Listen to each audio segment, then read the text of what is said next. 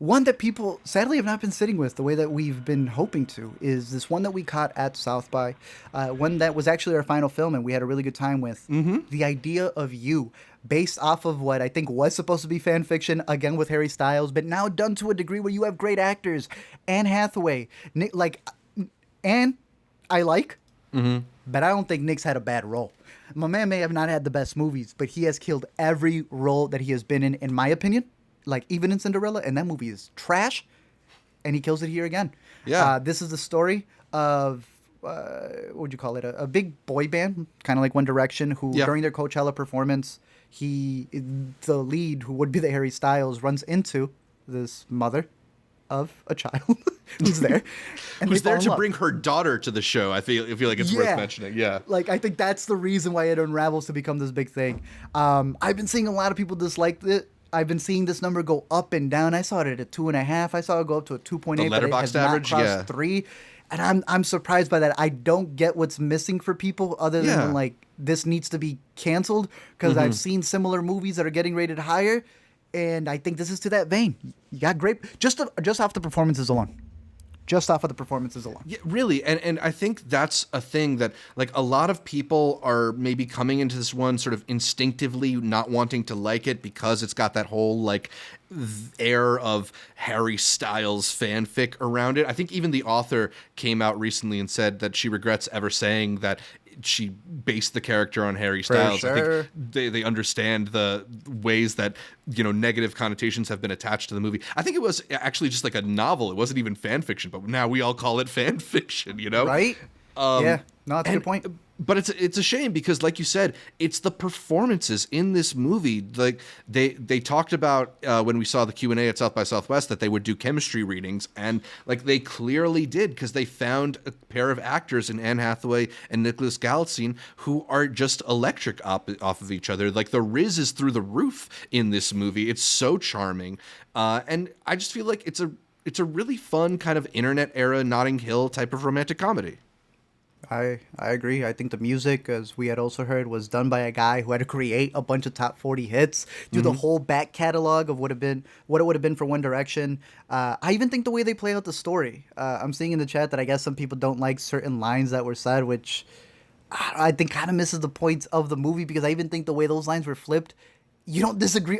Don't you hate when people get mad at a line that they don't disagree with?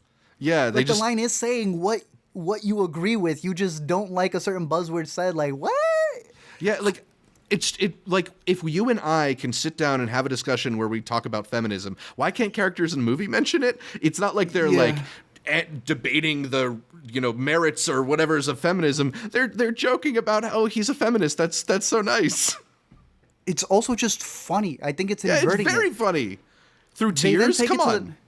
They take it to the next level in actually answering a lot of like questions that I would have had from this scenario. How does it affect the daughter? And I'm like, okay, y'all didn't have to have that much of a dramatic scene though. There's what, you know, I don't want to spoil the movie towards the end, but just the way that things play out, I thought was very mature. Yeah, I really like that element of the movie because, like, obviously this is a movie about an age gap relationship. This is a movie about dating a celebrity. This is a movie about a divorcee with a grown child of her own who has lingering issues with her husband's own age gap relationship, sort of like flipping the script with it. And rather than just make all of that the subtext or the stuff that like you and I talk about on a show like this, they address it in the movie in a way that I feel like is very true. It's very knowing. It's not like trying to make excuses for the character. It's just recognizing that a lot of people are really in these situations and that, you know, they choose to navigate it. Mm-hmm. And it's not all peaches. Like I think they actually go through stuff. You get to see the repercussions, which I wasn't expecting. And I agree. I think a lot of people see a movie like this and go, oh, okay, so it's fine when the woman does it. I don't know where you're getting that from, because it's also saying that what the husband did is allowable. The way he did it was the problem. Right. You know, he had cheated. Like, that's the issue. If anything, allowing this it lets you say, hey, if you want to have a relationship that's also the same in reverse age gap wise, go ahead. I don't think some of you can, because you got to find someone who likes you first. But it's not denying the other, which is a weird take for the movie. If anything, it's saying find the person appropriate age-wise, you know, in the era of BBL Drizzy over here, but they actually Millie work Bobby it out that it Browns. feels like something that makes sense. Two people that actually connect for a reason and have their ups and downs. And I thought it worked. I would recommend it. I would have even Same. said to catch it in the theater because the crowd that we saw it in was like super invested in it. This feels a little bit above what is your average streaming rom-com. And it's available on Prime right now. Absolutely. Because it's on streaming, you know, sit down on a nice night with a big glass of wine and really enjoy yourself. I think it's just it's a great time. I ended up going 3.5 stars on it. And it was not a movie that I had any expectations for going in. None, bro. We were almost gonna go to a restaurant. Right. We had some fancy stuff to go hit up. And we're like, all right, let's go see it. It was decent. It was good.